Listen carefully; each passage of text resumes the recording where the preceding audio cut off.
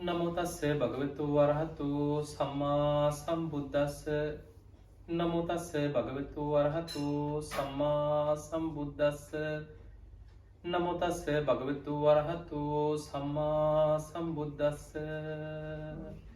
සාදු කියන අති ගෞරවනීය පූජනීය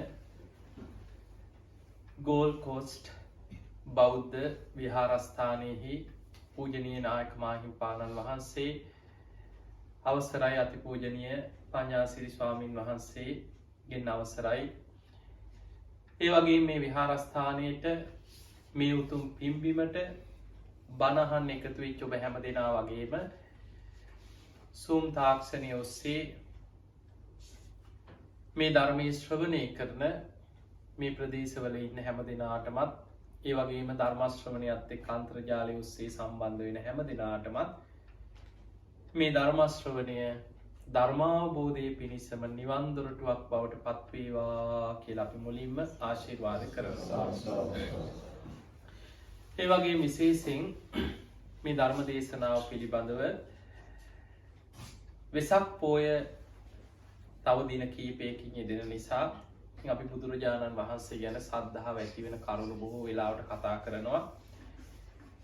ඒ වගේම බණ අහන පිරිසගේ ඊ දවසේ ඉල්ලීමක් සිද්ධ වුණා.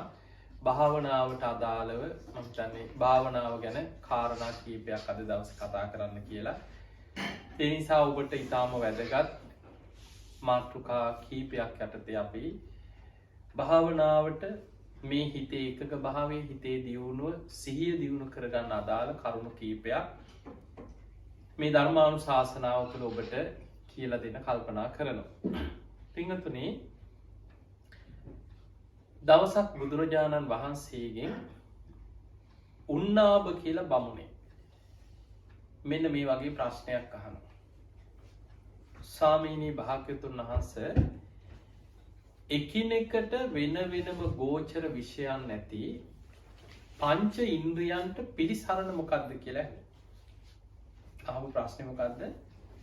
එකිනෙකට වෙන වෙනම ගෝචර විෂයන් තියෙන පංච ඉන්ද්‍රියන්ට පිළිසරණ මොකක්ද? මොනවද එකිනෙකට වෙන වෙනම ගෝචර විෂයන් තියෙන පංච ඉන්ද්‍රියන්? ඇහැට ගෝචර වෙන්නේ රූප, කනට ගෝචර වෙන්නේ ශබ්ද, නාසයට ගෝචර වෙන්නේ ගඳ සුවඳ, දිවට ගෝචර වෙන්නේ රස, කයට පහස. ඒවා එකිනෙකට වෙන වෙනම විෂයන් පහ. දැන් ඇහෙන් ශබ්ද අහන්න පුළුවන්. ඇහෙන් රූප. කනට ගඳ සුවඳ දැනෙනවද? නෑ. ශබ්ද. එතකොට එකිනෙකට වෙන වෙනම ගෝචර විෂයන් තියෙන පංච ඉන්ද්‍රියන්. මේ පහට පිළිසරණ බුදුරජාණන් වහන්සේ වදාලා මනසයි. එතකොට අපේ හිත, අපේ මනස කියන්නේ ඇහැ පිළිසරණ කරගෙන පවතින. කන පිළිසරණ කරගෙන, නාසය, දිව, ශරීරය මේ පංච ඉන්ද්‍රියන් පිළිසරණ කරගෙන තමයි මනස තියෙන්නේ. ඒ කියන්නේ මේ පංච ඉන්ද්‍රියන්ගෙන්ම ගන්න අරමුණු අනුභව කරන්නේ මනසයි කියලා බුදුහාඳුරෝ පෙන්නනවා. ඇහෙන් දකින දේවල් මනසේ තැම්පත් වෙනවා. ඒකනේ අපි දැකපු දෙයක් අවුරුදු ගානකට පස්සේ හරි මම මේක දැකලා තියෙනවා. එදා මේ වගේ නෙමෙයි, ඉස්සර මෙහෙමයි. ඒ ඔක්කොම මතක් කරන්න පුළුවන් ඇයි? ඇහෙන් දකින දේ මනස පිළිසරණ කරගන්න. කනෙන් අහපු දෙයක් අවුරුදු ගානකට පස්සේ හරි එදා එයා කිව්වේ ওই දේ නෙමෙයිනේ. එදා මෙහෙමයි කිව්වේ. ඒතකොට එදා කියපු දේ අද කියන දේ මේ ඔක්කොම මනසේ තැම්පත් වෙනවා. නාසයට දැනෙන දේ, කාපු බීපු දේවල් මේ පංච ඉන්ද්‍රියන්ගෙන්ම ගන්න අරමුණු ඔක්කොම අනුභව කරන්නේ මනස කියන. පංච ඉන්ද්‍රියන්ටම පිළිසරණ මනසයි කියන. ඒ වෙලාවේ මේ උන්නාව බ්‍රාහ්මණය තව ප්‍රශ්නයක් අහනවා. ස්වාමීනි, ඔය තරම් වැදගත් අර පංච ඉන්ද්‍රියන්ගෙන්ම ගන්න අරමුණු අනුභව කරන මනසට තියෙන පිළිසරණ මොකක්ද කියලා. දැන් පංච ඉන්ද්‍රියන් පිළිසරණ කරගෙන තියෙන මනස. මනසට තියෙන පිළිසරණ මොකක්ද? බුදුරජාණන් වහන්සේ වදාලා මනසට තියෙන පිළිසරණ තමයි සිහිය, සතිය. එහෙමනම් පින්වතුනි, අපේ මනසේ පිළිසරණ තමයි සිහිය, සතිය. සිහිනුවන තියෙන තාක් කල් තමයි දැකපුයව මතක් කරගන්න පුළුවන්. කනින් අහපු දේවල් සිහි කරගන්න පුළුවන්. දැම් මේ අපිට තියෙන සිහිය දියුණු කරන්නත් පුළුවන්. සමහර වෙලාවට තියෙන සිහිය දුර්වල වෙලා නැති වෙලා යන්නත් පුළුවන්. ඔබ දැකලා ඇති සමහරු තරුණ වයසි සිහිමුලා වෙනයි. මැදි වයසි සිහිමුලා වෙනයි. සමහරුන්ට එහෙම නැතත් වයසට යනකොට සිහිය දියුණු නොකරොත් සමහරුන්ට මේ දැකපුදේ මේ මතක නෑද. මේ අහපුදේ මේ මතකනේ. දරු අඳුරන්න බෑ. කෑවද බීවද මතකනේ. අමතක වෙනවා. අර පංච ඉන්ද්‍රියන්ගෙන් ගන්න අරමුණු මනසේ තැන්පත් වෙන්නේ. සිහිය දුර්වල වෙනකොට මනසට තියෙන අමතකවීම වැඩි. බුදුරජාණන් වහන්සේගේ තමයි සිහිය දියුණු කරන ක්‍රමේ අපිට පෙන්නේ. සිහිය දියුණු වෙන්න අපේ මනසේ මතක ශක්තිය වැඩෙනවා. දැන් ඔබ දන්නවා සතර සතිපට්ඨානය. සතර කියන්නේ කායානුපස්සන, වේදනානුපස්සන, චිත්තානුපස්සන, ධම්මානුපස්සන ක්‍රම හතරක් පෙන්නනවා. සති කියන්නේ සිහිය. ප ဋ ාණි කියන්නේ පිහිටවල සිහිය දියුණු කරගන්න ක්‍රම හතර. එතකොට මේ ක්‍රම හතරෙන්ම අපි භාවනා කරනවා සතිපට්ඨානෙ වඩනවා කියලා සිද්ධ වෙන්නේ මනසේ අර රැකවරණය වන සිහිය දියුණු කරගන්න ක්‍රම. සිහිය දියුණු වෙන්න මතක ශක්තියත් වැඩි. දැන් ඔබ හිතන්න 84000ක ධර්මස්කන්ධය මේ පොත්පත්වල ලියාගෙන එහෙම ආව නෙමෙයි. පස්සේ මේවා ලියන්න පටන් ගත්තේ මේ බොහෝ කාලයකට පස්සේ. බුදුරජාණන් වහන්සේ ඉගැන්වුවේ සුතා හොඳට අහගෙන ඉන්න. දතා අහන දේ ධාරණය කරගන්න. වචසා පරිචිතා නිතර වචනේ පුරුදු කරන්න. මනසානුපෙක්ඛිතා නිතර නුවණින් විමසන්න, ධාරණය කරගන්න. කටපාඩම් කරගෙන ආවේ. ධර්ම සංගායනාවල පළවෙනි දෙවනි තුන්වෙනි ඔක්කොම මේ ත්‍රිපිටකයේ 84000ක ධර්මස්කන්ධේ කටපාඩමින් දරාගෙන ආවේ. සිහිය දියුණු වෙනකොට මතක ශක්තිය වැඩි. පින්වතුනි දැන් අපිට සිහිය තියෙනවා. තාම සිහිය තියෙනවා. සිහිය දුර්වල වෙන්නත් පුළුවන් ඕන වෙලාවක. හැබැයි ඔබ මම දැන් අපි මේ අපේ සිහියට තාම අපි සිහිය සතිපට්ඨානෙ වඩලා දියුණු කරගෙන නැත්නම් තාම කොයි වෙලේ සිහිමුලා වේද කියලා කියන්න බෑ.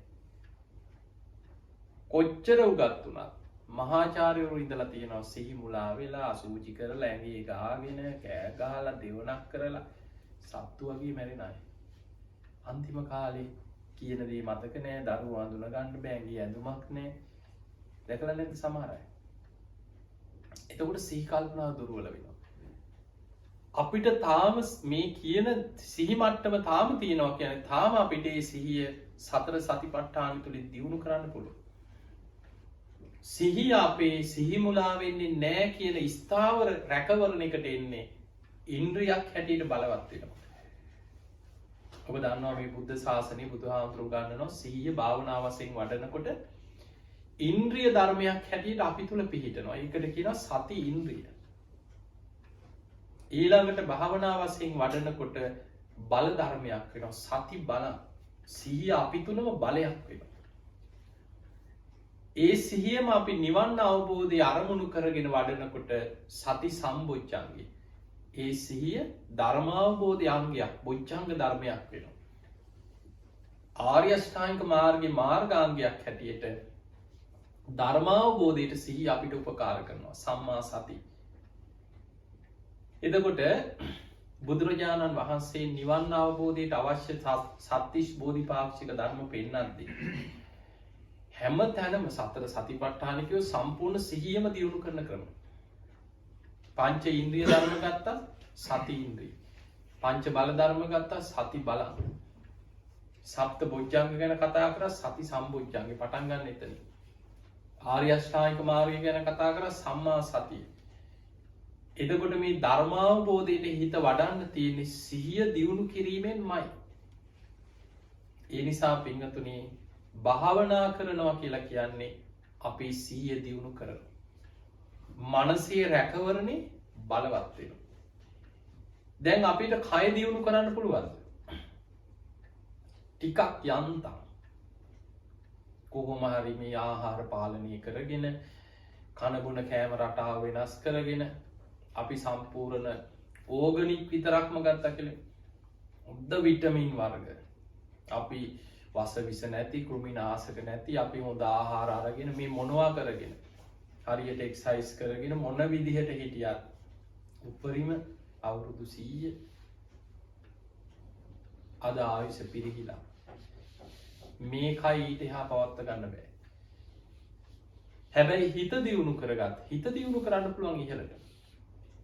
කය වයසට යනවා, ලෙඩ වෙනවා, ජරාවට පත් වෙනවා, කුණු වෙලා යනවා. හැබැයි කොච්චර කය දුර්වල වුණත් එක තැන මල මුත්‍ර කරගෙන ඉන්න පුළුවන්. නැගිට ගන්න බැරුව එක තැන කුණු වෙලා ඉන්න පුළුවන්. හැබැයි හිත වඩපු කෙනා හොඳ සිහියෙන් හිත රැකගෙන හොඳට සිහිය රැකගෙන ඉන්න පුළුවන්. ඒ නිසා පින්වතුනි සිහිය දියුණු කිරීම තමයි සතර සතිපට්ඨානෙ පෙන්නන්නේ. දැන් සතර සතිපට්ඨාන ගැන අපි චුට්ටක් කතා කරමු. බුදුරජාණන් වහන්සේ මේ සතිපට්ඨානෙ පෙන්වුවේ ඒකායනෝ අයම් භික්ඛවේ මග්ගෝ මහණෙනි එකම මාර්ගයක් තියෙනවා. සත්තානම් විසුද්ධියා මේ කෙලෙස් වලින් අපිරිසිදු වෙලා ඉන්න සත්වයන්ගේ හිත කෙලෙසුන්ගෙන් පිරිසිදු වෙනවා. ශෝක පරිද්දවාන සමතික්කමයි කායික මානසික දුක් දුම්නස් වලින් ශෝක වැළපීම් වලින් නිදහස් වෙනවා. දුක්ඛ දෝමනසානං අත්ංගමයි දුක් දුම්නස් වලින් නිදහස් වෙලා යනවා. නිබ්බානස්ස සච්චි කිරියයි නිවන සාක්ෂාත් වෙනවා. ඒ තමයි යදිදං චත්තාරෝ සතිපට්ඨාන. මේ සතර සතිපට්ඨානේ මතක තියාගන්න. සතිපට්ඨාන කියන්නේ අවිදහිත දේශනයක්. අවිදහිත දේශනයක් කියන්නේ හැම බුදු කෙනෙක්ම අත් නොහැර දේශනා කරන දේශනාව. හැම බුද්ධ ශාසනයකම හැම බුදු කෙනෙක්ම සතිපට්ඨාන දේශනාව කරනවා. සිහිය දියුණු කරගන්න තියෙන එකම මඟ සතර සතිපට්ඨානෙ වැඩි.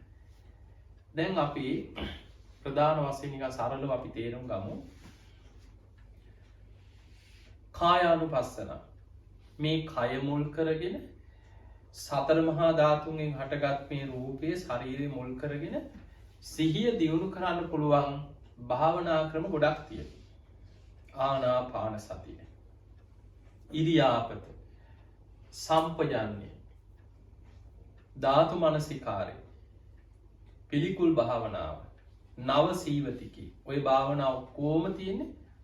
කය මුල් කර මේ සතර මහා ධාතුන්ගෙන් හටගත් රූපයේ ස්වභාවය විමසමින් එක්ක ධාතු වශයෙන් පිළිකුල් වශයෙන් කායික ඉරියව් පැවැත්ම ඔස්සේ ඉරියව් වෙනස් වීම මේ කය මුල් කරගෙන හිත දියුණු කරගන්න භාවනා ක්‍රම ටිකක් තියෙනවා. ඒ භාවනාවල ඉලක්කය තමයි සිහිය වැඩෙන්නේ. සිහිය දියුණු වෙනවා. ඊළඟට වේදනානුපස්සනාව. අපේ ඇස, කන, නාසය, දිවකය, මනස ආයතන හයේම ස්පර්ශයෙන් විඳීම ඇති වෙනවා. ස්පර්ශ වෙනස් වෙනකොට විඳීම වෙනස් වෙනවා. මෙන්න මේ වේදනාවේ හිත පිහිටෝලා සතිපට්ඨාන භාවනාවක් තියෙනවා. ඒකට කියනවා වේදනානුපස්සනාව. මේ වැදින වැදගත්කම් අපි වෙන වෙනම කතා කරමු වඩනකොට. ඊළඟ එක තමයි අපේ හිත දිහාම සිහියෙන් බලනවා. හිතට එන හැම අරමුණක්ම හොඳ සිහියෙන් දකිමින් හිතට එන රාග සිතුවිල්ලක් වෙන්න පුළුවන්, ද්වේෂ සිතුවිල්ලක්, හිත විසිරෙනවද, හැකිලිලාද, හිතේ ස්වභාවයේ අරමුණෙන් අරමුණ හොඳට සිහිය පිහිටවාගෙන හිත දිහා සිහියෙන් බලමින් සිහිය දියුණු කරනවා. ඒකට කියන චිත්තානුපස්සනාව. ඊළඟට ධම්මානුපස්සනාව. විදර්ශනා පැත්තට උපකාර වෙන විදිහට පංච නීවරණ විදර්ශනා කරනවා. නීවරණ යටපත් කරනවා. පංච උපාදානස්කන්ධය අවබෝධ කරගත යුතුයි. ආයතන හය, සප්ත බොජ්ජංග, චතුරාර්ය සත්‍ය. ඒකට ওই කොටස් ටික තමයි ධම්මානුපස්සනාවේ තියෙන්නේ. ඒ ඔක්කොම තියෙන්නේ නුවණින් විමසලා අවබෝධ කරගත යුතු අවබෝධයට අදාළ කොටස් ටික. එතකොට මේ මුළු සතර සතිපට්ඨානෙම හරියට ඉගෙන ගත්තා නම් ඒත් ඇති. සම්පූර්ණ මුළු නිවන් මඟම මේකේ තියෙනවා. මේ දේශනා බුදුරජාණන් වහන්සේ දේශනා කරලා දැන් අපි බොහෝ වෙලාවට අපි හිතනවානේ ඌ ඇයිතින් ප්‍රතිඵල කවදා ලැබෙයි. ඕක පුළුවන් දොහොම කරොත් බුදුරජාණන් වහන්සේ දින ඇතුව ප්‍රතිඵල සහතික කරපු දේශනාව තමයි සතිපට්ඨාන. සතර සතිපට්ඨාන දේශනාවේ බුදුහාමුදුරුවෝ පෙන්වනවා මහණෙනි යමේ ආතාපි සම්පජානෝ සතිමා කෙලෙස් තවන වීරියෙන් සම්පජාන කියන්නේ හොඳ නුවණකින් ඊටමත් සිහියෙන් සතර සතිපට්ඨාන හිත පිහිටවාගෙන මේ භාවනා වඩනවා නම් එයාට මාර්ගඵල ලබන්න දවස් 7කුත් ඇති කියනවා. දින 7ක් ඇති කියනවා. එහෙම නැත්නම් එයාට මාසේ සති 2 මාසේ මාස 3 ඔහොම වැඩි කරලා පෙන්න උපරිම අවුරුදු 7ක් යයි කියනවා. හරියට සතර සතිපට්ඨානෙ වඩනවා නම් අවුරුදු 7කුත් දින 7ක් කියන ওই කාලය ඇතුළත ප්‍රතිඵල ලබන්න පුළුවන් කියලා. එහෙමනම් අපිට ඒක ඒ විදිහට වඩා ගන්න බැරි එකයි මෙතන ප්‍රශ්නේ. ධර්මීය ප්‍රශ්නයක් නෙමෙයි. මාර්ගේ පැහැදිලිව පෙන්නනවා. ඒ භාවනා කළ යුතු ක්‍රමයේ පෙන්නනවා. හිත දියුණු කරන්න මෙන්න මේ විදිහට කියලා ක්‍රමයේ පෙන්නලා තියෙනවා. දැන් නිකන් අපි සරලවම මම මේ තේරෙන පැති වලින් ගොඩක් කතා කරන්නේ. අපි ගමු භාවනා කරනකොට අපේ හිතට තියෙන අපේ හිතේ ස්වභාවය තමයි හිත හැම වෙලෙම තියෙන්නේ නීවරණත් එක්ක. පංච නීවරණ. අපිට භාවනාවක් වඩන්න මේකට තියෙන ප්‍රධානම බාධාවල් ටික තමයි පංච නීවරණ. බුදුහාඳුරු පෙන්නන්නේ අකුසල් ගොඩක් හැටියට. අකුසල රාශි කියලා සූත්‍රයක බුදුහාඳුරු පෙන්නනවා මහණෙනි පංච නීවරණ කියන්නේ තනිකරම අකුසල් ගොඩක්. ඒ නීවරණ වලින් හිතේ දියුණුව වහගෙන ඉන්නේ. හිතේ එකඟතාවය ඇති වෙන්න තියෙන හිත වඩා ගන්න තියෙන අවස්ථාව වැහිලා තියෙන පංච නීවරණ වල. අචක්කු කරන ධම්මැස නැති කරලා දාලා තියෙනවා. අඥාන කරන යා මෝඩයෙක් බවට පත් කරලා දාලා තියෙන පංච නීවරණ නිසා. පඤ්ඤායි දුබ්බලී කරන යාගේ ප්‍රඥාව දුබල කරලා තියෙනවා. හිත වඩන්න තියෙන මේ සියලු අපේ හිතක් දියුණු කරන්න තියෙන අවස්ථාවල් වැහිලා තියෙන්නේ පංච නීවරණ වලින්. පංච නීවරණ කියන්නේ අපේ හිත හැම වෙලාවෙම අර මේ ඇහෙන් දැකපු කනෙන් අහපු අර කියන පංච ඉන්ද්‍රියන් ඔස්සේම ගත්ත ප්‍රියමනාප අරමුණු ඔස්සේ හිත දුවනවා. ඒවා ඔස්සේ ඇහෙන් දැකපු දේවල් අපි සිහි කර කර ඒවා ඔස්සේ ප්‍රපංච ගොඩනගන ජීවත් වෙනවා. දැන් නිකන් ඔබ හිතන්නකෝ මේ බණ අහන අතරතුර ඇත්තටම අපි මේක නේද කරන්නේ කියලා. බුදුහාමුදුරුවෝ පෙන්නනවා අපි යම් රූපයක් දැක්කාම ඒ රූපෙම මතක තියාගන්න උත්සාහ කරනවා. අපි කැමති දෙයක් නම්. නිමිත්තක් ගාහි. එක්කෝ ඒ නිමිත්තේ කොටසක් නානු ව්‍යංජනක් ගාහි. එක්කෝ ඒකේ කොටසක් හරි මතක තියාගෙන ඒක සිහි කර කර කෙලෙස් උපද්දවනවා. දැකපු දේවල්. ඒ ඔස්සේ හිත යනවා. තව මවමවා යනවා. කනින් අහපු දේවල්. අපි කැමති ප්‍රියමනාප දේවල්. දැන් තනියෙන් ඉන්න තනියෙන් hina යන්නේ නැද්ද? තනියෙන් hina ගිහිල්ලා නැද්ද? ඇයි ප්‍රියමනාප දේවල් හිතට මතක් වෙනවා. කනින් අහපු දෙයක්, ඇහැට දැකපු දෙයක් මොනවා හරි මේ පංච ඉන්ද්‍රියයන්ගෙන් ගත්ත අරමුණක් ඒක. මනසේ තැම්පත් වෙලා තියෙන ප්‍රියමනාප දේවල් මතක එකපාරට තනියෙන් hina යනවා. ඒ ඔස්සේ ප්‍රපංච ගොඩනගනක අපි යනවා. කාමච්ඡන්දේ. ඒ වගේමයි තනියෙන් ඉන්නකොට අර ඉන්ද්‍රියන් ඔස්සේම ගත්ත ගැටෙන අරමුණ මතක් වෙනවා. තරහකාරයෝ කවුරු හරි පාස් කරපු ඒවා අපිට නිකන් කරපු නොපනත්කම් කවුරු හරි බැන්නා නම් ඒවා හිත රිදිච්ච ඒවා සිහි වෙනවා. ඒවා සිහි කර කර හිතෙන් ගැටි ඒ අරමුණත් එක්ක හිතෙන් පැටලි යනවා. මට මෙහෙම කිව්වා මට මෙහෙම කරා මට මෙයා මෙහෙම කරා. ඒක අපි හිතෙන් හිතයි අරමුණ එක්ක පැටලි යනවා. ඒකට කියනවා ව්‍යාපාදේ. ඊළඟට නිදිමත, කම්මැලි ගතිය, අලසකම, එපා වීම නිකන් කිසිම දෙයක් කරගන්න නිකන් හිතේ එනවා අර මැලිකම, උදාසීනකම, තීන මිද්දේ. ඊළඟට අපේ හිතේම තියෙනවා සමහර වෙලාවට හිත පාලනයක් නැතුව හිත හරියට කලබලයි, ඇවිස්සිලා, විසිරිලා. නිකන් සමහරවිට මගේ ඔළුව අවුල් වෙලා තියෙන කියලා කියනවනේ. අපේ හිත විසිරෙන්න පසුතැවෙනවා. කුක්කුච්ච කියන පසුතැවීම. තමන්ට පාලනයක් නැති වෙන විදියට හිත කලබල වෙච්ච ගමන් අපි පසුතැවෙනවා. පසුතැවෙනකොට තවත් විසිරෙනවා. ඊළඟට සැකේ විචිකිච්ඡාව. දැන් බුදුහාමුදුරේ ඒක බුද්ධ ආදී 8 තැන් ගැන සැකයක් කියලා බුදුහාමුදුරු පෙන්නනවා. දැන් අපි මේ බණ ඇහුවට සමාහලාවට අපිට හිතෙන ඕක හරියයිද? ඕක ඇත්තද? බුදුහාමුදුරු කියපු විදිහ අද ඒකමද ඔය කියන්නේ? අද කාලේ පුළුවන් වෙයිද? ওই ධර්මයේ වඩලා හරියයිද?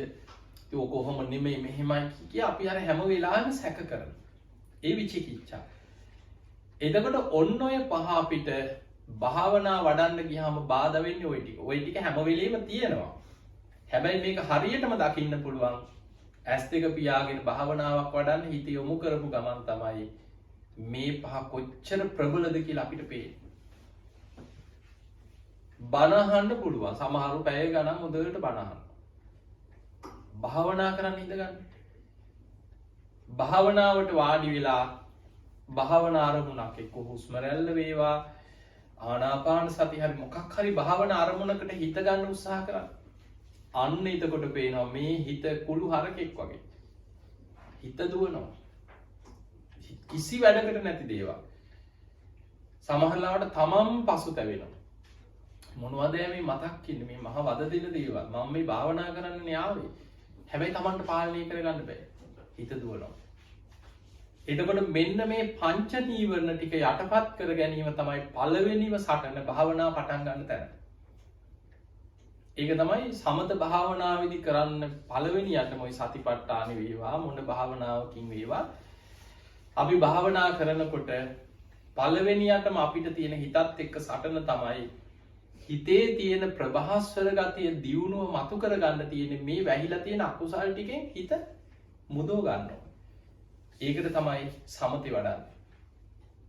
අපි උත්සාහ කරනවා හුස්ම රැල්ල ගැන වේවා, මෛත්‍රී අරමුණක් ගැන වේවා, කය ගැන වේවා, ධාතු මනසිකාරය මොකක් හරි කුසල අරමුණක් මුල් කරගෙන හිත අර පංච නීවරණ වලට යන්න ඉඩ නොදී කුසල අරමුණේ රඳවන්න. ඒක තමයි භාවනාව කියන්නේ. අපි මෛත්‍රී භාවනාව ගැන හිතන්න. අපි වෙන අරමුණු වලට හිත යන්න දෙන්නේ නැතුව මෛත්‍රී අරමුණේම හිත පුරුදු කරනවා. ඒ පුරුදු කරගෙන ගියත් අර පහයවිල වද දෙනවා. මෛත්‍රී භාවනාව කරනකොට එකපාරට ගෙදර මතක් වෙනවා. මෛත්‍රී කරගෙන යනකොට තරහකාරය මතක් වෙනවා. හිත දුවන්නේ වෙන පැත්තකට. සමහර ලාවට ඒවා එක එක ස්වරූපෙන් එනවා. දැන් නීවරණ බලවත් වෙන හැටි මම නිකන් ඔබට කියන අපි හිතමු ඔන්න සමහර ලාවට ඔන්න අපි හිතනවා අනේ මට භාවනා කරගන්න ගෙදර නිදහස් භාවනා කරගන්න තියෙනවනම් හොඳ නිමාඩුවක් තියෙනවනම් දවස් දෙක තුනක් හොඳට ගෙදර භාවනා කරගන්න පුළුවන් කියලා හිතනවා. දැන් අපි හිතමු අපිට නිමාඩුවකුත් ආවා. නිදහසේ එදා දැන් සැලසුම් කරලා භාවනා කරන්නම හිතා දැන් බාහිර බාධා නැහැ මොකවත් නැහැ. දැන් හිත හදාගෙන කලින් දවස් ඉඳන් සැලසුම් කරා දැන් ආයෙ හෙට නම් මම භාවනා කරනවා. මම හොඳට භාවනා කරනවා කියලා දැන් හිත හදාගත්තා. දැන් අපි හිතමු අපි බුදුන් වැඳලා ආසනීයකුත් හදාගත්තා. දැන් භාවනා කරන්න ගිහිල්ලා භාවනාවට වාඩි වෙලා දැන් ඔන්න හුස්ම රැල්ල දැන් අර බාහිර බාධා පේන්නේ නැහැ. දැන් හිතෙනවා අද නම් පුළුවන් අද නම් මට කිසිම කරදරයක් නැහැ. කිසිම ප්‍රශ්නයක්වත් නැහැ. අද භාවනා කරන්න පුළුවන් දවස කියලා හිතාගෙනම සතුටෙන්ම වාඩි වෙනවා. ටික වෙලාවක් භාවනා කරගෙන දැන් හුස්ම රැල්ල ගැන හිත යොමු කරනකොට දොර වැහුවද දන්නේ නැහැ. ඊට පස්සේ නැගිටලා ගිහිල්ලා පොඩ්ඩක් බලනවා මුල දොර. නෑ වහලානේ. ආයෙ ඇවිල්ලා ආයෙ වාඩි වෙනවා. ආයෙ වාඩිලා භාවනා කරන රෙදි ටික වැඩි. ආයෙ නැගිටලා යනවා ගිහිල්ලා රෙදි ටික අරන් නමලා තියලා ඇවිල්ලා ආයෙ ඉඳ ගන්නවා. ඊට පස්සේ ආයෙ භාවනා කරනවා නිකන් ඇහෙනවා කෝල් එකක් එනවා රින් යනවා වගේ එනවා. ෆෝන් එක මම ඕෆ් කරා. ආයෙ නැගිටලා ගිහිල්ලා බලනවා ඕෆ් කරලා. ඊට පස්සේ දැන් නම් ආයෙ නැගිටින්නේ කීයටවත් නැගිටින්නේ දැන් භාවනා කරනවා කියලා ආයෙ ඉඳ ගන්නවා. ටික වෙලා භාවනා කරගෙන යනකොට টয়ලට් යන්න ඕනේ. ඇත්තටම උවමනාවක් නැහැ. නීවරණ වංචනික ධර්ම හැටියට මතුවෙනවා. ඒවට කියන්නේ වංචනික ධර්ම. භාවනාවෙන් හිතට එන අරමුණ අඳුන ගන්න දක්ෂ වුන් නැත්නම් තමන් හිතට එන අරමුණේ රූකඩයක්. හිතට අරමුණක් වෙනවා. නැගිටපන් ගිහින් දොර බලලා වරින්. නැගිටපන් ගිහිල්ලා රෙදි ටික නමලා වරින්. හිතට අරමුණ වෙනවා. එනේන අරමුණත් එක්ක නැගිට්ටා ගියා. නැගිටිනවා යනවා. ඉතින් ටික වෙලාවක් ගිහිල්ලා අද හරියන්නේ නැහැ. හෙට භාවනා කරනවා. අද නොවේ හෙටයි. බාලගිරි දෝෂේ වගේ එකක් තියෙනවා අපිට. අද නොවේ හෙට. අද බෑ හෙට. ගොඩාක් දෙනෙක් භාවනා කරන්න ගියාම ඔය වගේ පංච නීවරණ සමහරලාට නීවරණ විදිහට නෙමෙයි එන්නේ. හැබැයි මතක තියාගන්න අපිට භාවනාවට බාධා කරන අපේ හිත එකඟ කරගන්න බාධා කරන හැම සිතුවිල්ලක්ම නීවරණයක් හැටියට දකින්න. ඒ නිසා භාවනා කරන එක ලේසි නෑ. භාවනා කරන්න ගියාමයි හිතේ ස්වභාවය තේරෙන්නේ. මේ හිත මෙච්චරම අපිට පාලනය කරගන්න බැරි තරම් මේ විදිහේ හිතක්ද මම පරිහරණය කරන්න කියලා හිතේ ස්වභාවය ගැන කලකිරෙන්නේ හිතේ ස්වභාවය Tamanට දකින්න පුළුවන් ප්‍රායෝගිකව භාවනාවට උත්සාහ කරන කෙනාට.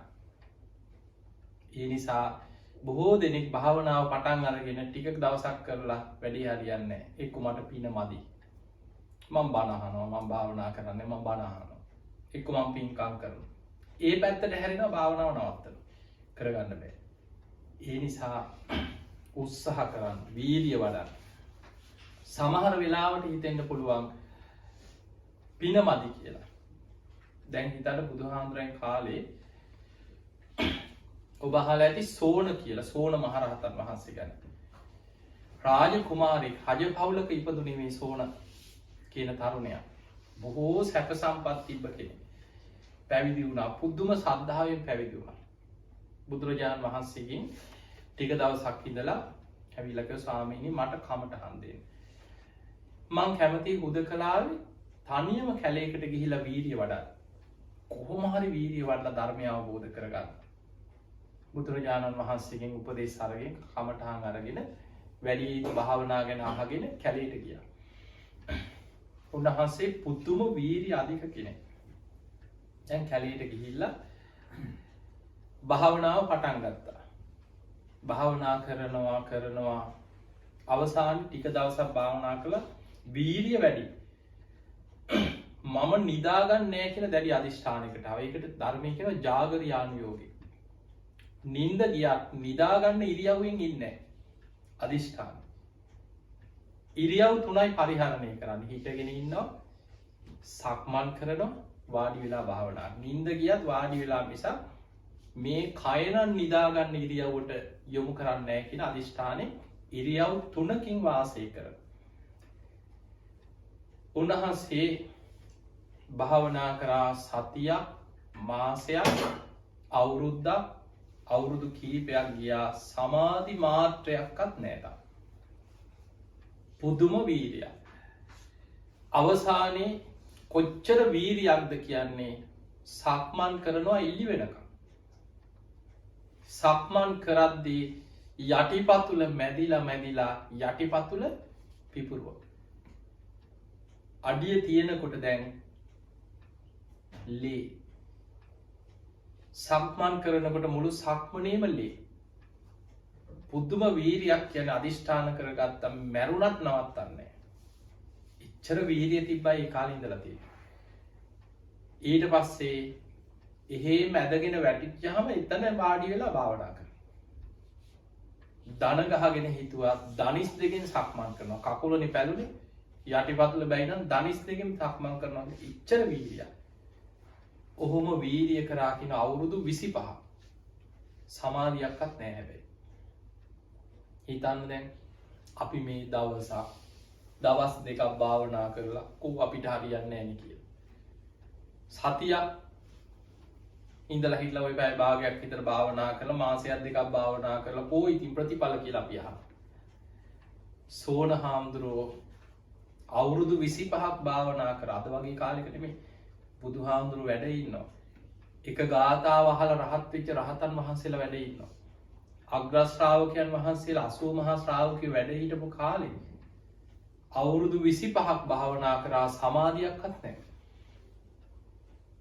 අවුරුදු 25කට පස්සේ අන්තිමටම හිත වැටිච්ච දවසක් ආවා. මගේ කරු මට බැරුව ඇති. මං සිවුරු ඇරලා යනවා කියලා හිතුවා. ඔන්න අන්තිමටම හිතිච්චදී. අවුරුදු 25ක් උත්සාහ කරලා හිතුවා මට පින නැතුව ඇති. මං සිවුරු ඇරලා ගිහින් පිනක් කරගෙන ඉන්නවා. ඒ සිතුවිල්ල එනකොටම බුදුරජාණන් වහන්සේ බුදු ඇසින් දැක්කා. උන්වහන්සේ දික් කළ අතක් හකුලනවා වගේ හකුලපු අතක් දිගහරිනවා වගේ ඉරදියේ සෝන හාමුදුරුවෝ ඉදිරියේ පෙනී හිටියා. පෙනී ඉඳලා ඇහුවා සෝන ඔබ වීර්ය අතහැරියා නේද කියලා. ස්වාමීනි භාග්‍යතුන් වහන්සේ මේ බලන්න කිව්වා මගේ යටිපතුල්. මේ සක්මන පුරා තියෙන්නේ මගේ මේ යටිපතුල් සක්මන් කරද්දි ගලකුලේ මගේ දනිස් දෙකක් දැන් තුවාල වෙලා. අවුරුදු 25ක් වීර්ය වැඩුවා මට සමාධි මාත්‍රයක්වත් නැහැ කියලා. ඒ වෙලේ බුදුරජාණන් වහන්සේ අහනවා සෝන ඔබ පැවිදි වෙන්න කලින් ඔබ රජ පවුලක රාජකුමාරයෙක් නේද? එහෙමයි ස්වාමීනි. ඔබ ඒ කාලේ වැඩිපුරම ආස කරේ මොකටද කියලා ඇහුවා. පැවිදි වෙන්න කලින් ඔබ කැමති විනෝදාංශය මොකක්ද? ස්වාමීනි මං හරි ආසයි කිව්වා සිතාර් වාදනය කරන්න. මම මාලිගාවේ ඉන්නදී ගොඩාක් ආසාවෙන් ඉගෙන ගත්තා කිව්වා සිතාර්. දැකලා ඇතිනේ සිතාරේ. එතකොට මේ වගේ කාලේ හිම වාදනය කරපු සිතාරයක් තිබිලා තියෙනවා මාලිගාවේ. බුදුහාමුදුරුවෝ අහනවා සෝන එහෙමනම් ඔබ පුරුදු දෙන්නේ සිතාරේ. ඔබ සිතාර් වාදනය කරද්දී ඔය සිතාරේ තත් ඕනෑමට වැඩිය තද කරොත් හිර කරොත් මිහිරි ස්වරයක් එනවද? නෑ ස්වාමීනි. ඒ සිතාරේ තත් ඕනෑමට වැඩිය ලිහිල් කරලා බුරුල් කරොත් ඔබට වාදනය කරන්න පුළුවන්. එහෙමත් බෑ ස්වාමීනි. එහෙමනම් කොහොමද ඔබ සිතාර් වාදනය කරේ? එතකොට කියනවා ස්වාමීනි මම ගොඩාක් තද කරන්නෙත් නැතුව බුරුල්ම කරන්නෙත් නැතුව මිහිරි හඬක් එන විදිහට ඒක සුසර කරනවා. බුදුරජාණන් වහන්සේ වදාළ සෝන භාවනාවට අවශ්‍ය වීරියත් ඔය වගේමයි කිව්වා. වීරිය වැඩි වෙච්ච ගමන් හිත උද්දච්චයට යනවා කිව්වා. කලබලයි. අරමුණ අල්ලන්න බෑ. භාවනා නිමිත්ත අල්ලන්න බෑ. හිත විසිරෙනවා. වීරිය වැඩි. අපි සාමාන්‍ය කියන කලබලයට මොකුත් කරගන්න බෑ කියන්නේ. එතකොට ඒ වගේ සෝන හාමුදුරන්ට කලබලේ හදිසිය කොහොම හරි නිවන් දකින්න ඕන. කොහොම හරි මරුණත් නිවන් දකින්න. කොහොම හරි නිවන් දකින්න. පුදුම කලබලයක්.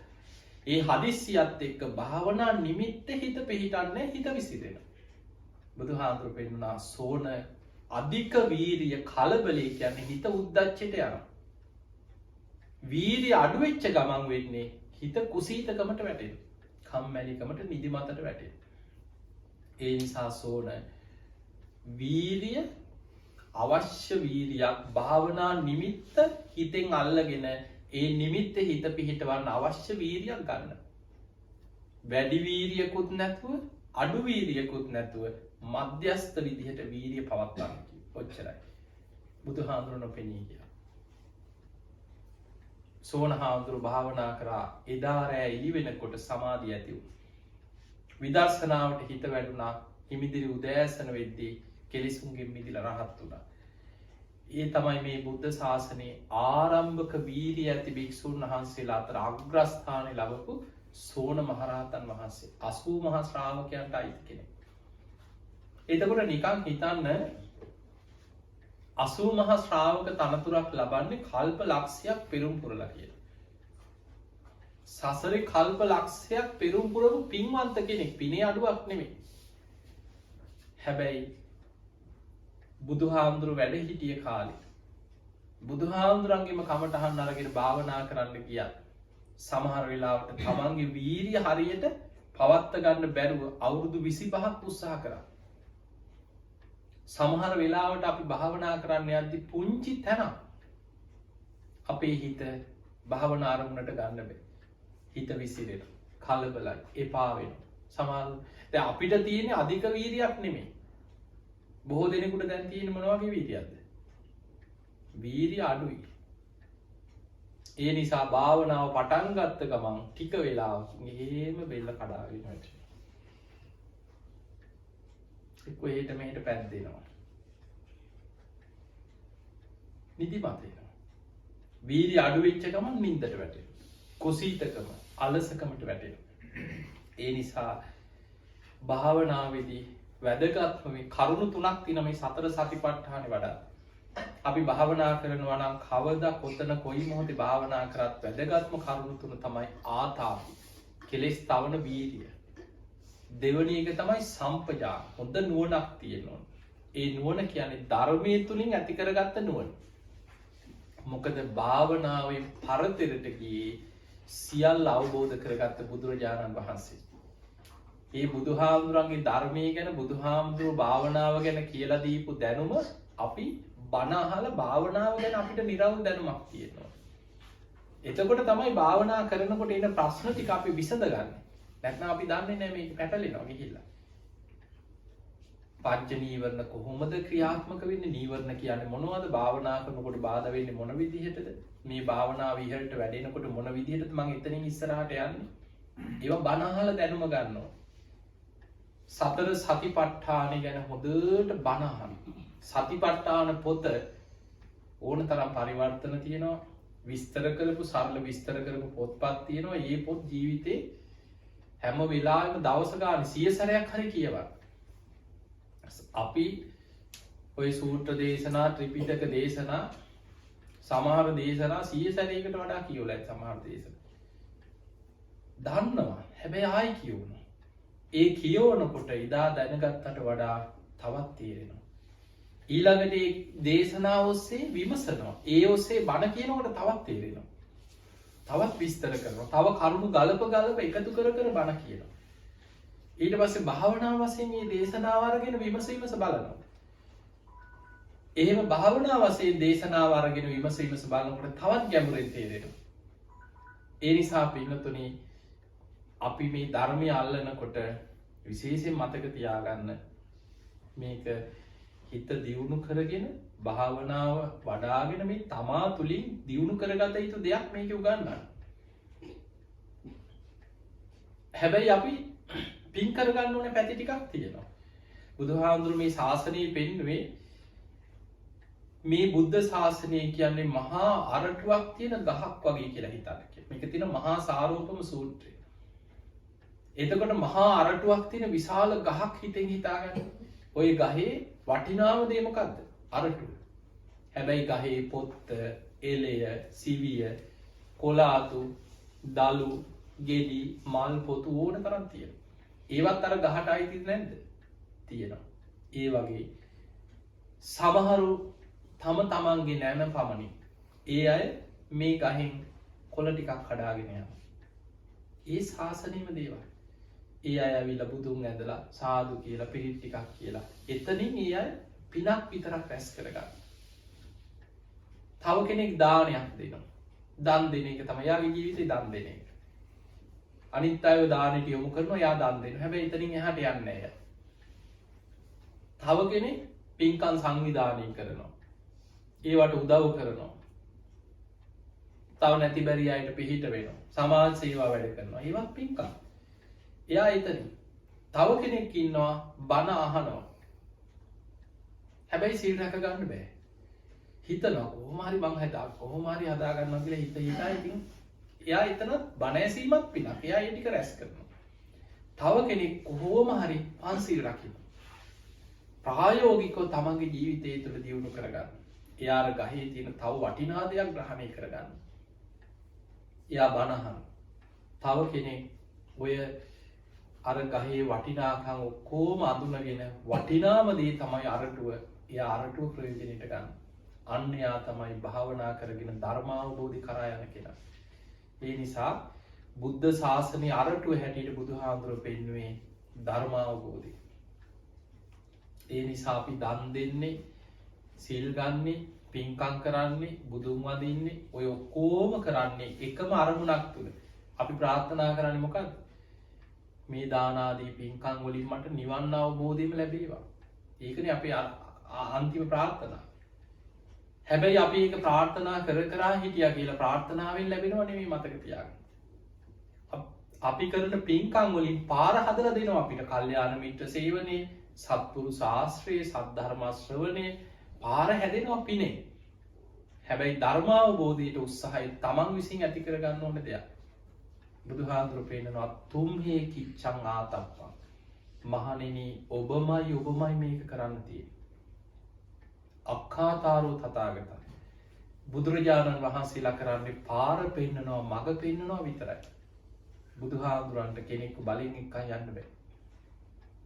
අපිට පුළුවන් කියලා දෙන්න. බුදුහාමුදුරන්ගේ ධර්මය අපි අහලා කියලා දෙන්න පුළුවන්. හැබැයි ඒ අහන ධර්මයට අනුව ජීවත් වෙනවද නැද්ද?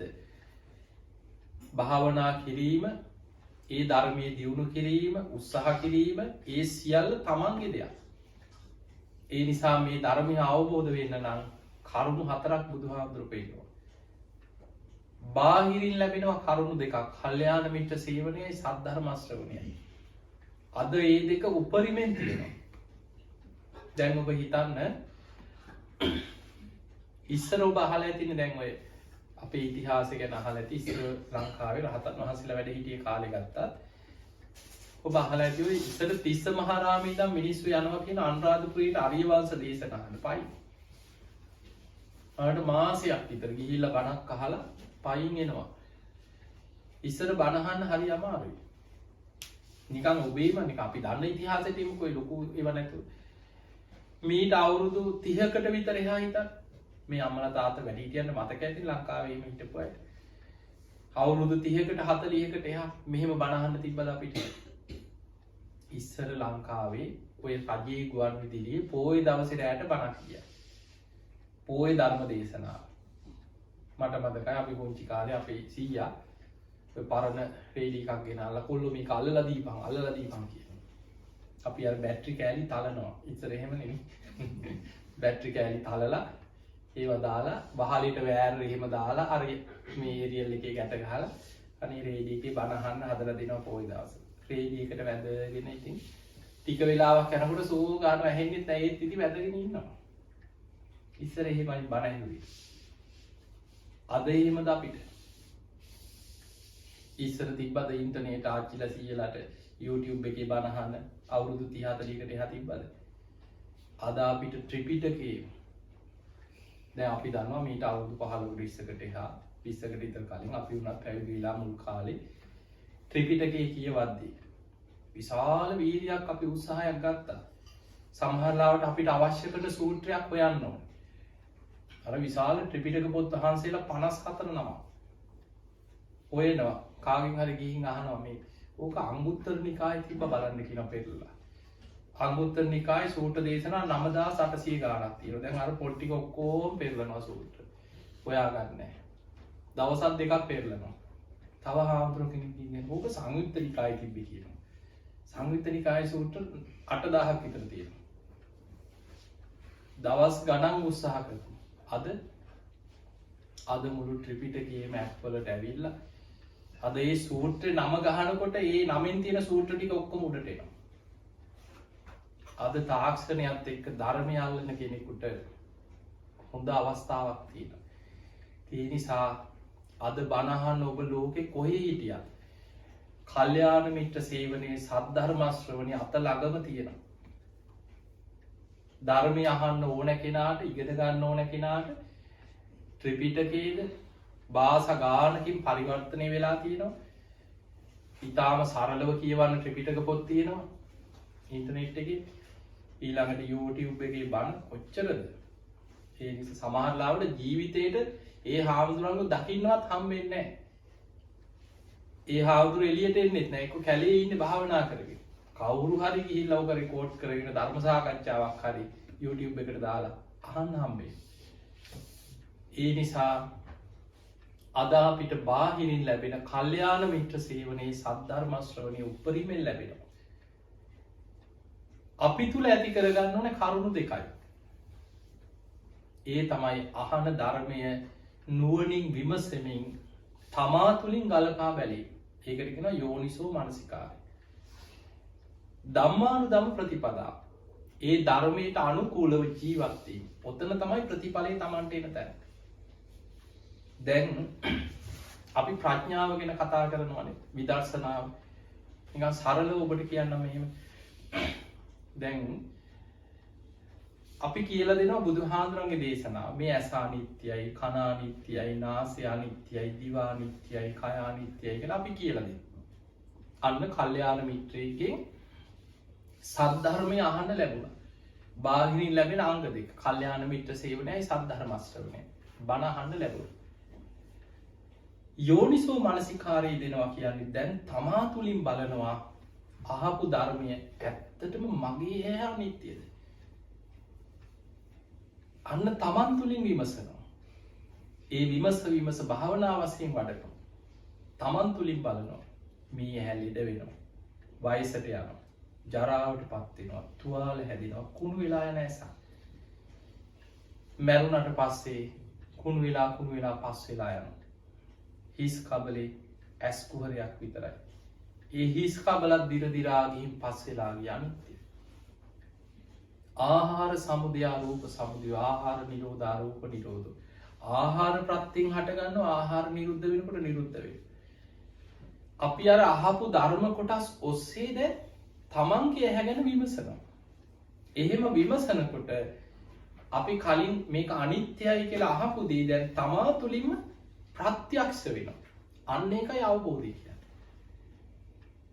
බුදුරජාණන් වහන්සේගේ ධර්මය අහලා ඒ අහපු ධර්මයේ තමා තුලින් විමස බලනකොට ඒක ඇත්ත නේනම් කියලා තමන් තුලින් තමන්ට අත්දකින්න ලැබෙනවා. අන්න ඒක තමයි ප්‍රත්‍යක්ෂ ප්‍රඥාව. ඒක ලැබෙන්නේ යෝනිසෝ මනසිකාරයත් එක්ක. අහන ධර්මයේ තමා තුලින් විමසීමෙන්මයි. ඒක තමයි භාවනාව. ගැඹුරින් තමා තුලින් විමස බලන්න ඕනේ තමන්ගේ ජීවිතේ තුළ. ඒකට උපකාර වෙනවා ධම්මානුධම්ම ප්‍රතිපදාව. ධර්මයට අනුකූලව ජීවත් වීම උපකාර වෙනවා. ඔන්න ඔය කරුණු හතර සෝතාපට්ටි අංග හැටියට බුදුහාමුදුරුවෝ පෙන්නනවා. සෝවාන් වෙන උපකාර වෙන අංග හතර. ඒ නිසා පින්වතුනි මේ ලැබිච්ච මනුස්ස ජීවිතය තුළ තමන් උත්සාහයක් කවුරුත් බේරන්නේ නැහැ. නතම් මාතා පිතා කෛරා. අම්මා තාත්තට ඔබ අපායෙන් බේරන්න බෑ. අඤ්ඤේ වාපිත ඥාතකා. නෑදෑයෙකුට, ඥාතියෙකුට, යාළුවෙකුට මේ අපේ කෙනා එයාට එහෙම අපාය යන්න දෙන්න බෑ කියලා බේරන්න පුළුවන්. එහෙම කාටවත් බේරන්නත් බෑ. හැබැයි සම්මා පනීහිතං චිත්තං. තමන් උත්සාහයෙන් වීරියෙන් ධර්මයේ දියුණු කරලා ධර්මයේ හිත පිහිටලා තිබ්බොත් සේය සෝනත් හතව කරු ධර්මයෙන් එයා ආරක්ෂා වෙලා බේරෙනවා. ඒක තමන්ම කරගත යුතු දෙයක්. ඒ නිසා අපිට කියලා දෙන්න පුළුවන් මේක කරගන්න තියෙන්නේ තමන්මයි. දැන් ඔබ හිතන්න බුදුරජාණන් වහන්සේගේ නෑයෝ කී දෙනෙක් අපායේ වැටුණාද? දැන් නිකන් ඔබ හිතන්නකො යසෝදරාවගේ පැත්තෙන් හිතන්න. තමන්ගේ ස්වාමියා වෙච්ච කෙනා ගිහි ජීවිතය අතහැරලා ගිහිල්ලා ලෝතුරා බුදු කෙනෙක් බවට පත් වුණා. තමන්ගේ කුසෙන් බිහි කරපු දරුවා ශික්ෂාකාමී භික්ෂූන් අතර අග්‍රස්ථානෙ ලැබුවා. රාහුල මහරහතන් වහන්සේ. හැබැයි තමන්ගේම තාත්තා පොළොව පලාගෙන අපායට වැටුණා. සුප්‍රබුද්ධ රජු. තමන්ගේ සහෝදරයා පොඩි කාලේ ඉඳන් අයියේ නම් ඒ මල්ලියේ කියාගෙන එකට සෙල්ලම් කර කර ඉන්නේ නැතිනේ මාලිගාවේ. අක්කයි මල්ලි. දේවදත්ත පොළොව පලාගෙන අපායේ. එතකොට එකම පවුලේ කීප දෙනෙක් නිවන් දකින්නකොට ඒ පවුලෙම කීප දෙනෙක් අපායේ. බුදුහාඳුරන්ගේ නෑදෑයන්ට සාධාරණයි. කාටවත් අපි මේ බුදුහාඳුරන්ගේ නෑයෝ කියලා බේරෙන්න පුළුවන් කමක් නැහැ. මේ තමන් රැස් කරගත්ත දේවල් අරගෙන යන ගමන. කර්මයේ දායාද කරගෙන, කර්මයේ උප්පත්තිය කරගෙන, කර්මයේම ඥාතියා කරගෙන කර්මානුරූපීව යන ගමන. අපිම රැස් කරපු දේ අපි අස්වැන්න නෙලන්නේ. කවුරුත් වපුරපු දේ අපි නෙලනවා නෙමෙයි. යම් කම්මං කරිස්සාමි කල්යාණං වා පාපකං වා තස්ස දායාදෝ. තමන් යහපත් දෙයක් කරොත් යහපත් විපාක තමන් ලබනවා. තමන් කරන දේ අයහපත් නම් සසරේ ඒකේ විපාක තමන්ම නෙලාගෙන යන ගමන. ඒ නිසා ඔය ටික හොඳට හිතලා ප්‍රායෝගිකව ධර්මයේ දියුණු කරන්න උත්සාහයක් ගන්න. ඉතින් අපි දකිනවා අපි ගොඩාක් ධර්ම ප්‍රචාරයේ තුල ලංකාවේ අපි කොච්චර බණ කියලා ඇද්ද. ලෝකේ රටවල් 40 ගානක විතර මම වැඩම කරලා බණ කියලා තියෙනවා. නිතර දැන් ඉතින් මේ වහලා නිසා මේ කොවිඩ් කාලේ අපි කොහෙවත් යන්න විදියක් නැති වුණාට කාලෙකින් සාමාන්‍යයෙන් මාසෙකට එක මාසේ සමහර රටවල් 2-3 ධර්ම ප්‍රචාරයට යනවා. සමහරට එක බණ දෙකට එක වීකෙන්ඩ් එකට ගිහිල්ලා බණ දෙකක් කරලා ආපහු ලංකාවට එනවා. ආයි ඒ දවස් 5 වෙලා ඊළඟ වීකෙන්ඩ් එකේ ආයි ධර්ම ප්‍රචාරයට ආයි රටකට. එතකොට අපි මේ ලෝකෙ පුරා ගිහිල්ලා ඒ රටවල් වල අපේම ලාංකිකයෝ අපේ මිනිස්සු ඒ රටවල් වල ධර්මයේ දියුණු කරන හැටි පරිසරයේ ඔවුන්ගේ මට්ටම් අපි ගොඩාක් මිනිස්සු එක්ක කතා බහ කරලා අපිට තේරෙනවා. එක පැත්තකින් මේ ලෝකෙ පුරා ඉන්න මිනිස්සු බොහෝ දෙනෙක් අතරින් ඔබ ගොඩක් වාසනාවන්තයි. ඒ නිසා මේ රටේ ඉන්න ගොඩක් අය අපේ අනිත් බෞද්ධයන්ට වඩා යම් මට්ටමක් අඩියක් හරි චුට්ටක් ඉස්සරහින් ඉන්නවා. ඔබට ඒ පරිසරයේ තියෙනවා. භාවනා පැත්තෙන් ගොඩක් උත්සාහ කරනවා මේ ප්‍රායෝගික ධර්මයක් අල්ලගන්න උත්සාහ කරනවා. ගොඩක් දෙනෙක් භාවනාවට ප්‍රායෝගිකව භාවනා කරන අය ගොඩක් ඉන්නවා. ඒ නිසා ඔබ ඒ අතින් ගොඩක් වාසනාවන්තයි. ඔබට නිකන් සාමාන්‍යයෙන් තේරෙනවා ඇති නිකන් ලංකාවට ගියාම හරි ඉන්න පරිසරය තුල පන්සිල් රකින්න වගේ කොච්චර අමාරුද? හැබැයි මෙවැනි රටක බොහෝ වෙලාවට පන්සිල් ටික නිකම්ම රැකෙනවා. පරිසරයෙන්ම Tamanට සීල ගුණ දහම් රකින්න අවශ්‍ය වෙන විදිහට පරිසරයෙන් මේ උපකාරය තියෙනවා. ආයි වංචාවක් කරන්න, බොරුවක් කියන්න, නිකන් බේරිලා පැන ගන්න, කොහොම හරි ඇඟ බේරගෙන එතනින් බේරෙන්නේ එහෙම අවශ්‍යතාවයක් නැහැ. ඒ නිසා හොඳට සීල් රැකගෙන හොඳට බණ අහගෙන ගුණ ධර්මයක් පුරාගෙන බාහිර කරදර අඩුයි, මානසික නිදහස විවේකී ඔක්කොම තියෙනවා. ඒ අතර ධර්මයක් දියුණු කරගන්න උත්සාහයක් ගන්න. මේ ඔක්කොම ලැබෙන්නේ පෙර පිනකට. දැන් අද නිකන් බලන්නකො ලෝකෙ දිහා. ලංකාවේ ජීවත් වෙන මිනිස්සු කොච්චර බයකින්ද අද ජීවත් වෙන්නේ? විශාල බයක් තියෙනවා. ලෝකෙ පුරා අද ඇමරිකාවේ වේවා යුරෝපේ ලෝකෙ පුරා මිනිස්සු කොච්චරනම් බයකින්ද අද ජීවත් වෙන්නේ? ඒ අතින් මොකක් හරි පිනකට අද වෙනකොට මේ වසංගතයෙන් බේරිච්චම රටවල් දෙක මේ නවසීලන්තේ ඕස්ට්‍රේලියාවයි. ඒ අතර දැන් හිතන්න අපිට ලංකාවේ අපි 2019 වෙසක් ඔන්න පින්කම් සැලසුම් කරගෙන වෙසක් කාලේ වැඩසටහන් හොඳට සැලසුම් කරගෙන හිටියා. අප්‍රේල් 21 අර බෝම්බේ ගැහුවා. පාස්කු බෝම්බෙන් පස්සේ වෙසක් පොසොන් නැසල පින්කම් ඔක්කොම නැහැ. ඉස්කෝලේ ඉඳන් මුර කර කර බෝම්බ ගහයි කියලා බයට අපේ ආයතන වලට පොලිසිය දාලා හමුදාවල් දාලා ඉන මිනිස්සුන්ගේ බෑග් චෙක් කර කර පින්කම් නැති වුණා. 2020 මාස ගානක් රට ලොක්ඩවුන් ඇඳින් නීතිය වෙසක් පොසොන් නැසල පින්කම් ඒව නැහැ.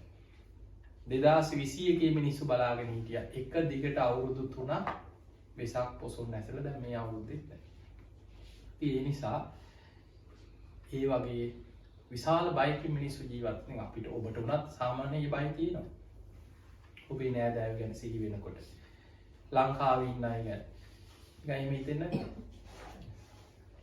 සමහර ලාවට කවදා යන්න ලැබෙයිද? තව අවුරුද්දකින් දෙකකින් මේ වසංගතය ඇදුණොත් සමහරට තව අවුරුදු 3කින් ලංකාවට යනකොට අපේ නෑයෝ අතරින් කී දෙනෙක් ජීවතුන් අතරින් ඉඳීද? හිතෙන්නේ නැද්ද? සමහරවිට අම්මා තාත්තා ඉන්නවන වයසයි. එක්ක මොනවා හරි නිදන්ගත ලෙඩ රෝග. දැන් මේ තියෙන අහන දේවල් එක්ක ඒ බය ඇති වෙනවා අපිටනේ. ඉතින් ඒ නිසා මරණය ගැන සිහි කරන්න. ඒක භාවනාවක්. මරණ සතිය. බුදුරජාණන් වහන්සේ පෙන්වුවේ මහණෙනි මරණ සතිය තරම් ධර්මාවබෝධයට උපකාර වෙන වෙනත් භාවනාවක් බුදු ඇසින්වත් දකින්නේ නැහැ කියලා. දැන් මම මැරුණොත් කොහේ යයිද කියලා හිතනකොට තමයි බයක් උපදින්නේ. එතකොට තමයි කොහොම හරි මං ධර්මයේ දියුණු කරගන්න ඕනේ. ඉක්මනට මැරෙන්න කලින් ධර්මයේ දියුණු කරගන්න ඕනේ. පිනක් කරගන්න ඕනේ, කුසලයක් කරගන්න ඕනේ. යන තැනට දෙයක් කරගන්න ඕනේ කියලා උත්සාහ ගන්න. ඒ නිසා ධර්මයේ දියුණු කරන්න ලොකු උත්සාහයක් ගන්න. ඔබට වඩා අපි ගොඩාක් මරණාසන්නයි ළඟ ඉඳලා තියෙනවා. අපි ඉස්සරහ අපි පිරිත් කියද්දි පණ ගිය අය ගොඩක් ඉන්නවා. හොඳට සාදු කියලා බණ අහගෙන සුගතියේ හිත පිහිටවාගෙන බණ මැරිච්ච අය ඉන්නවා. සමහර අය අපි පිරිත් කියන්න එනකොටම කෑ ගහලා ඌ තියලා අන්න අරුට යන්න කියාපාන් කියලා කෑ ගහපු අයත් ඉන්නවා. එහෙමයි ඉන්න ආන්දරුතියා. ඒ වගේ සමහරුන්ට පිරිත් තියා අන්තිම කාලේ ඌ තියෙනවා දෙවනක් කරනවා අකුසල් යක්කුත් මැරිච්ච අය පේනවා නෑදෑයෝ පේනවා. මැරිච්ච තාත්තා ඉන්නවා කියනවා මැරිච්ච බාප්පා බෙල්ල මිරිකනවා කියනවා මැරිච්ච අම්මා ඉන්නවා කියනවා සෝනට අඬ ගහනවා කියනවා. මනස විකෘති වෙලා අකුසල් බලවත් වෙලා. ඒ නිසා මරණාසන්න මොහොතේ අපි මේ මොනවා කර මොන දේවල් දැනගෙන මොන දේවල් අපිට තිබුණත් මරණ මංචකේ අසරණයි. මතක තියාගන්න බුදුහාමුදුරුවෝ පෙන්වුවා මේ ලෝකේ හැම කෙනෙක්ම රජෙක් වුණත් සිටුවරයෙක් වුණත් කෝටි ප්‍රකෝටිපතියෙක් වුණත් කවුරුත් අවස්ථා 4කදී අන්ත අසරණ වෙනවා. ජරා, ව්‍යාධි, විපත් මරණ. ලෙඩක් දුකක් හැදිලා එක තැන් වෙලා මල මුත්‍ර කරගෙන පැකට් එල්ලගෙන ඉන්න වුණොත් අසරණයිද නැද්ද? අන්ත අසරණයි. ඊළඟට වයසට ගිහිල්ලා නැගිට ගන්න බෑ මල මුත්‍ර කරගෙන අන්ත දුක් විඳින්න වුණොත් අසරණයිද නැද්ද? අන්ත අසරණයි. දැන් බලන්න ඊළඟට විපත් මේ වගේ විපත් ඉදිරි සුනාමි, භූමිකම්පා, නායාම්, වසංගත මිනිස්සු අන්ත අසරණයි. ඊළඟට මරණ මංචකේ අන්ත අසරණ වෙන තැන. ඒ මරණය ඉදිරි අසරණ නොවෙන්න නම් සිහිනුවන තියෙන කාලේ ජීවත් වෙලා ඉන්න කාලේ සැලසුම් කරගන්න. දැන් ඔබ මෙහෙට ආවේ සාමාන්‍ය මේ රටේ රටක ජීවත් වෙන ඔබ බොහෝ දෙනෙක් ගත්තොත් ලොකු ගත්තු යම් මොනවා හරි ජීවිතේ කුසලතා ඇති අය මොන පැත්තෙන් හරි ඉගෙනගෙන අරමුණට ගිය මොනවා හරි ඉලක්කයක් එක්ක උත්සාහයෙන් වීරියෙන් ගිහිල්ලා එහෙම දියුණු වෙලා යම් මට්ටමකට ආපු අය තමයි ගොඩක් ඉන්නේ. එතකොට එහෙම ආපු අයකින් ගත්තොත් ඔබ නිකන් හිතන්න ඔබට ඉලක්කයක් තිබ්බනේ මම මෙතනට යනවා. මේ විදිහට ඉගෙන ගන්නවා. එක්කම උපාධියක් ගන්නවා. එතනින් එහාට මම PhD එකක් කරනවා. ඊට පස්සේ මගේ ඉලක්කය මම මෙතන. ඊළඟට දරුවන්ව මෙහෙම උගන්වනවා. මේ වගේ ඉස්කෝල වලට දානවා. මේ වගේ රටකට යනවා. ඒ අයගේ අනාගතය හදන ඉලක්කයක් තිබ්බන්නේ. ඒ ඉලක්කයක් එක්ක ඔබ ගියා. හැබැයි ඒ වගේ ඉලක්කයක් තියාගන්න ධර්මයේ තුල කොහොම හරි මම මගේ ජීවිතය තුල මෙන්න මේ කාලේ එනකොට මේ විදිහට පියවරෙන් පියවර මෙතනට යනවා. අඩුම ගානේ සෝවාන් වෙනවා. ඒ ඉලක්කයට ජීවිතේ සැලසුම් කරා. එහෙම සැලසුම් කරගෙන ඊට අදාළ වෙන විදිහට කොච්චර නිදි මරාගෙන පාඩම් කරලාද විභාග පාස් වෙන්නනේ. රස්සාවලට කොච්චර උත්සාහ කළා නැද්ද? රැලි වෙනකම් පාඩම් කරපුවා විභාග ලඟ වෙනකොට ඒ වගේ අපිට බණ පොතක් කියවන්න භාවනා කරන්න හිතෙනවා. ඒ නිසා මේ හුස්ම ටික යනකොට සල්ලි, දීපල, උපාධි, ගොඩනගපු දේවල්, දරුවෝ, නෑයෝ සියල්ල අතහැරලා යන්නේ කොහෙද කියලාවත් නොදන්න පැත්තකට ඇදිලා යනවා. අපි රැස් කර කුසල අකුසල කර්ම ටික පින විතරක් අරගෙන යන්නේ. ඒ නිසා මෙලව ගැන සැලසුම් සහගතව හිතලා අද මෙතනට ආවා වගේ පරලොව ගැන සැලසුම් සහගතව හිතලා ජීවිතේ සැලසුම් කරන්න මම කොහොම හරි ශ්‍රද්ධාව, සිල්වත්කම, දහම් දැනුම, ත්‍යාග සම්පත්තිය, ප්‍රඥාව ඒවා සීකබ මේ බල ධර්ම වඩාගෙන භාවනාව දියුණු කරගෙන මම මේ ලැබිච්ච මනුස්ස ජීවිතය තුළ බුද්ධ ශාසනයෙන් මම ප්‍රයෝජනයක් ගන්නවා. ධර්මය අවබෝධ කරගන්නවා. ඉතින් එහෙමනම් ඔබ හැම දිනාටම මේ ලැබිච්ච මනුස්ස ජීවිතය අවසන් වෙන්න පෙර සද්ධාදී ගුණ ධර්ම දියුණු කරගෙන උතුම් ධර්මීය අවබෝධ කරගන්න වාසනාව ලැබේවා කියලා අපි ආශිර්වාද කරනවා.